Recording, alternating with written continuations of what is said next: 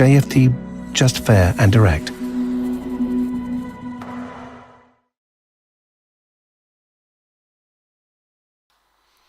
Okay, hello and good morning everyone. Welcome to JFD Traders Espresso with me, Darius Anucauskas.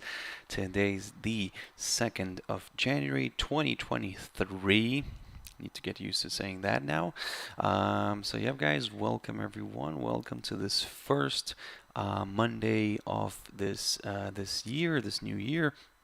Where we're gonna have in the session where we're gonna have a quick look at the markets. Again, it's not the most exciting days to trade today because everything is kind of closed. But hey, maybe we can see what how can we can prepare ourselves for tomorrow at least. So before we go further, as always, let's quickly have a read through our risk disclaimer. So yep, the content we produce does not constitute investment advice or investment recommendation, should not be considered as such, and does not in any way constitute an invitation to acquire any financial instrument or product.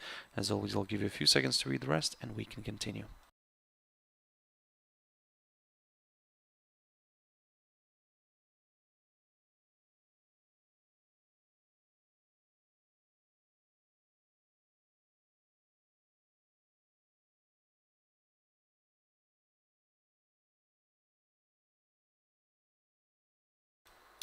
Okay, so now then, also just before we jump into the charts, as always, a quick mentioning of our JFD YouTube channel, to which you can always subscribe to in order not to miss any of our upcoming videos, and of course, our jfdbrokers.com website, which you can always check out for more information about us. So, guys, that's yeah, let's see what's happening here. I mean, to be honest, nothing is happening in general at the moment. I mean, this is today most of the big bourses are closed, and yeah, I'll mainly focus on the currencies, but again, let's have a look at Nikkei here. I mean, just a quick recap. This is what I was talking about last year, if I can say it this way. Yeah. Look, I mean, I talked about this triangle pattern, which I'm keeping a close eye on.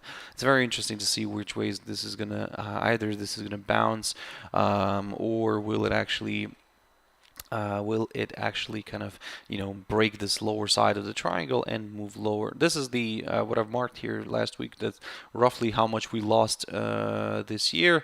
So yeah, we can get rid of it. I mean, let's start a fresh new year.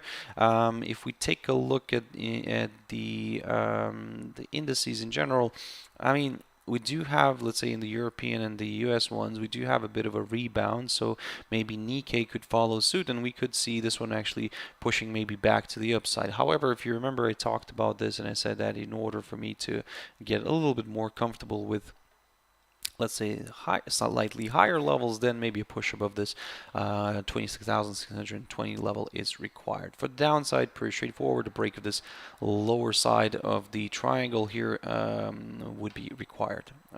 Shanghai Composite, similar story. We're at a very interesting spot here. Look, we're still below this downside line. However, again, we're going to be very interesting to see where we're going to open up. At the moment, I am watching this barrier right here, the 3,100 area, a break of which could also lead to a break of this downside line taken from the high of the 7th of December. And if we clear that, then yes, we could go a little bit more to the upside. However, my only issue here is that we do have these EMAs here in the 20. Well, if we do break this area, then we will probably break the 21-day EMA as well. So then the next EMA to watch would be this 100-day EMA. Now, in order to aim, or sorry, not in order to, but then in that situation, if we do break this downside line and we do clear this 100-day EMA, of course the next target is the 200-day EMA. But again, if you remember, I talked about this idea maybe of seeing something like of a head and shoulders pattern here with the neckline being around here. We should not exclude that. So but for that idea to kind of happen. A break of the neckline is needed. The German index DAX. So also watching, keeping a close eye on it, and look, I talked about this last week, and I said that I need to see a clear break above the 14,200 zone in order to consider a move higher.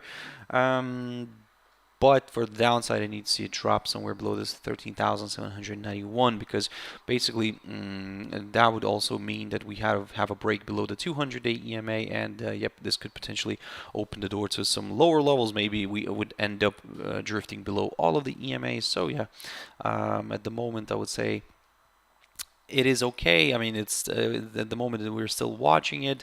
The cash index is kind of oscillating just around here somewhere. It's currently sitting at around 13,940. Basically, same level, kind of around the same level here, around this hurdle.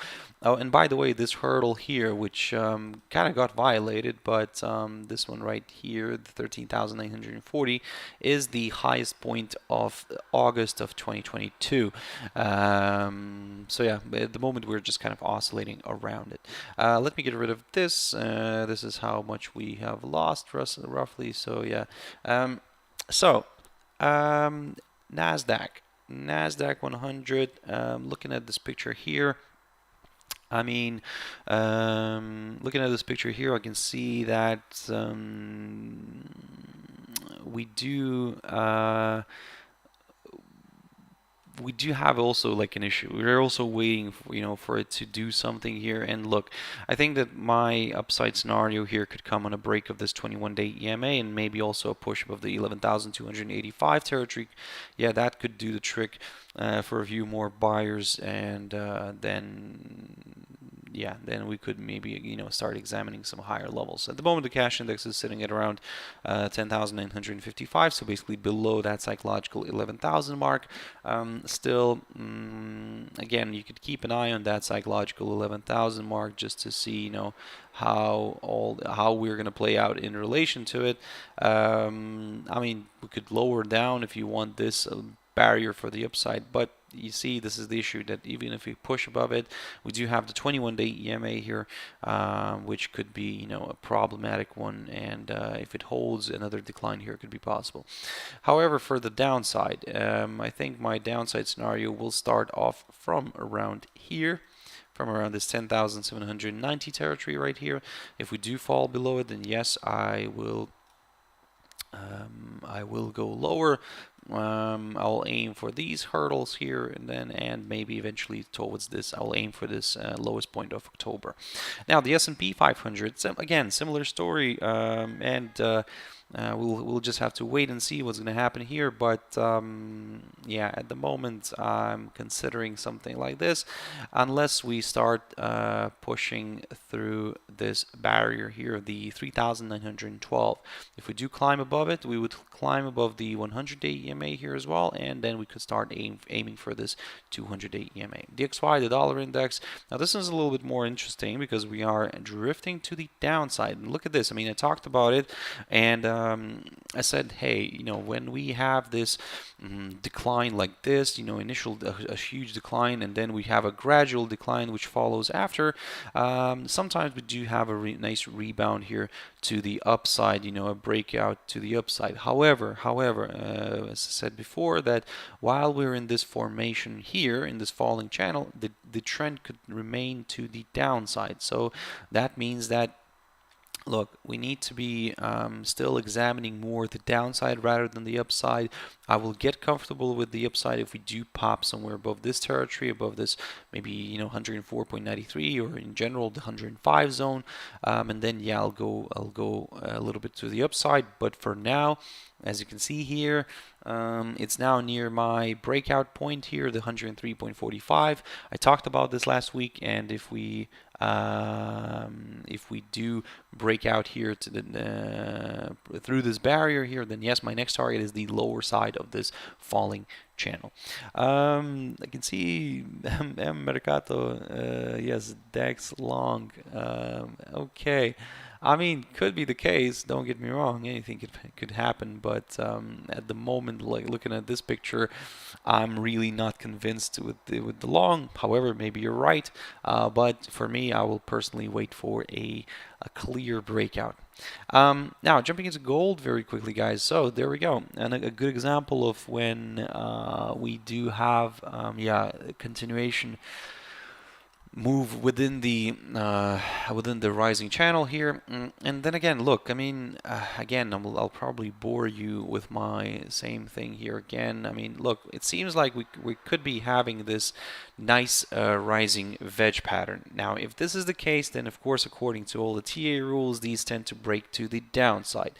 Now, however, at the moment, as long as we remain within this pattern, within this formation, it could still drift higher, and even we could see maybe a breakout to the upside. However, for that breakout, I think what I'll stick to here is this level right there, the 1833, roughly around there. That's the highest point of December. If we clear that, this will confirm a forthcoming higher high, and then yeah, we could then kind of, you know, consider some higher levels here, maybe even going all the way towards this area, the 1879, and then we'll just kind of take it from there. Now, jumping into WTI oil. WTI oil, guys. So yeah, popping higher right now, seeing a nice strong move here higher, but again, I need to see that breakout here. I talked about it. I said that I need to see a push above that 82 zone, and if we do clear that area, then yes, I will go. I will get a little bit more excited with the upside, and then yeah, we'll just kind of take it from there. For the downside, well, this is where I need to adjust a few levels. I think here. This is not something that of interest for us. For the downside, I will stick to this little level right here, the low of last week, I think, if I'm not mistaken. Yeah, that's the low of last week. A drop below the 76.83 may attract a few more sellers into the game here, and then yeah, we could go towards the lowest point of December. Litecoin, very quickly on that one. Look, Litecoin so far is the one that I'm kind of watching because it's kind of the most exciting. It's currently getting a hold up near the 70.64 territory. However, I think adjustments have to be made here. I think no longer. I think this is the better level to mark here, the 71.65. If we clear this barrier, then yes, I will consider a better move here to the upside, because at the moment I think we're also, yeah, we're breaking this downside line, so a lot of positivity, I would say. However, I'm not going to rush into anything because surprises might happen, because maybe we could see even this right here. So this upside line here could be an interesting one to watch, and yeah, at the moment it seems like we might be forming something maybe of an ascending triangle pattern, which according to all the TA rules tends to break to the upside. For the downside, pretty straightforward. A break of this upside line would be needed for me, but also I think that the better option here is to let me just grab a line. The better option is to wait for a drop below the 65.65 territory. Now, AUDJPY. So far, so good. Look, I mean, I talked about this last week, and I mentioned this pair, and I said that, hey, if we get a hold up here, look, we can expect another decline. And so far, we're getting that. My next target is the 87.30 zone, approximately around here. I mean, we can also mark this 87 territory, could be a good target, but let's go slowly on this one. For the upside, I will take a very, very conservative approach, and I'll wait for a break of this downside line taken from the high of the 13th of September. So Now then, AUD NZD, guys. AUD NZD also moving nicely to the upside. Look, I mean, I talked about this, and when I said that, you know, I'll wait for a breakout of this downside line in order to go higher, we did get that. Then we got a little correction towards the 21-day EMA. We rebounded from this one, and now we are again near this barrier, near this 1.0765. I need to see a break of it in order to go higher. This would confirm a forthcoming higher high, and my next target would be the 100 and the 200-day EMAs. USD JPY, here we have a situation where we are approaching this key support zone, and I said to you last week, I said that in order for me to go lower, I need to see a break of this hurdle. Well, a break of this hurdle would confirm a forthcoming lower low and potentially attract more sellers into the game. Where my next target will be this 126.36 level. For the upside, I need to see a break of this downside line initially, and then we will take it from there. USD CHF, also an interesting point here, an interesting spot near the lower side of this little range here where we're currently trading in.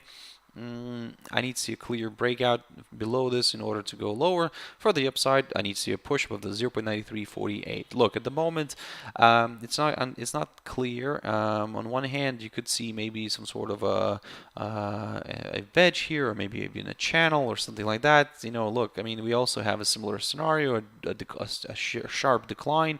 Then we see a gradual decline, so maybe a breakout to the upside could be possible. However, a confirmation break is always needed. This is what I keep stressing all the time, guys. I mean, you know, at the moment it could go still either way, but when it breaks a certain level, then it kind of gives you that, you know, extra percent on your chances. You know, then it becomes like 51-49, maybe something like that. So you know, because it's always 50-50, unfortunately. Now GBP NZD, looking at this picture, also beautiful falling channel.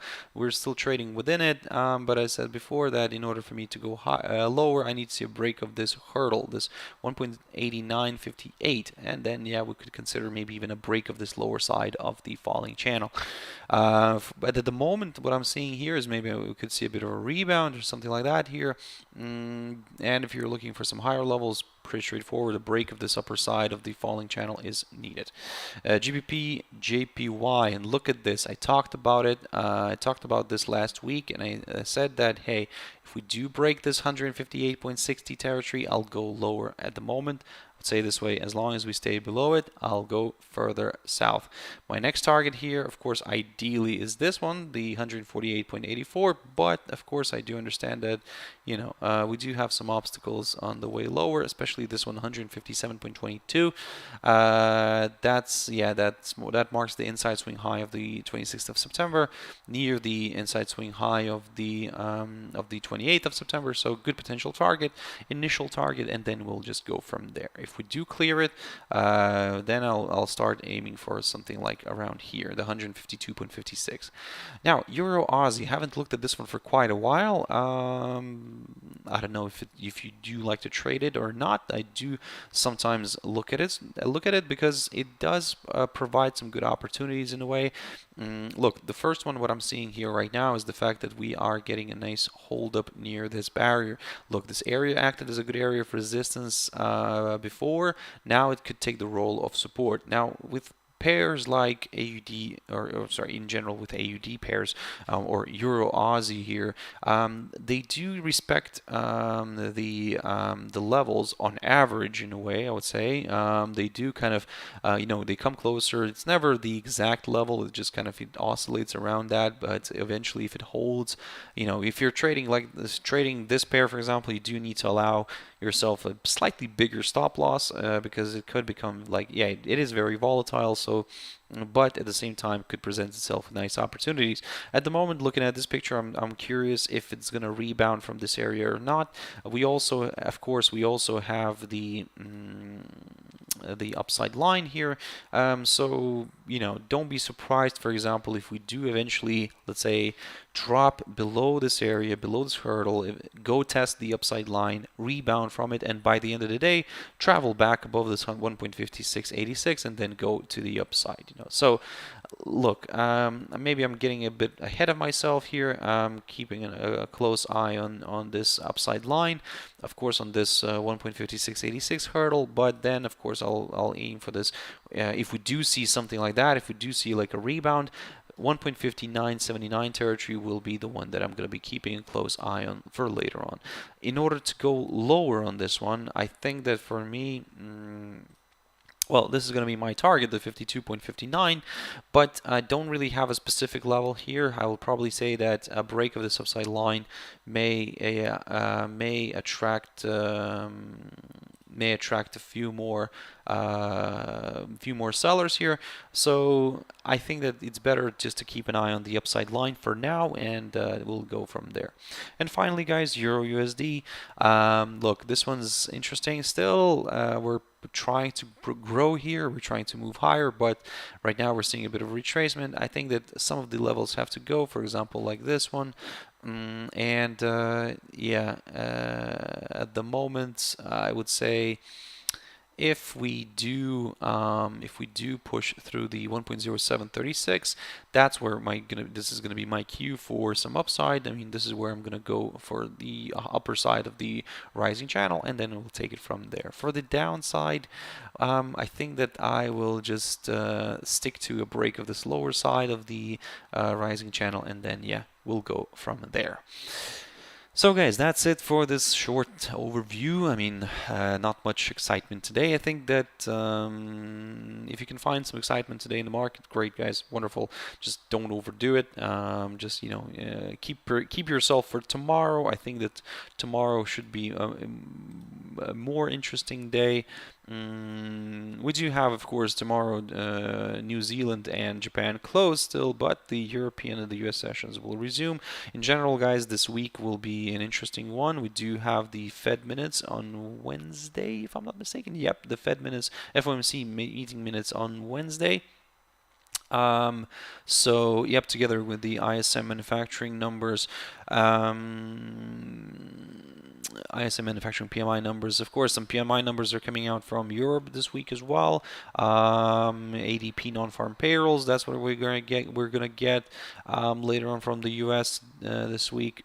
But the most important, I think, will be on Friday when we'll have the European preliminary CPI numbers and, of course, the US unemployment figures together with the Canadian ones. So keep that in mind. So it could be an interesting week. Maybe not today. Today's day might not be maybe the most exciting, but maybe starting off from tomorrow could be quite interesting. So, guys, I'll see you tomorrow as always with my Traders Espresso. That's 7 o'clock GMT time. For now, have a beautiful day, and I will see you later. Bye-bye.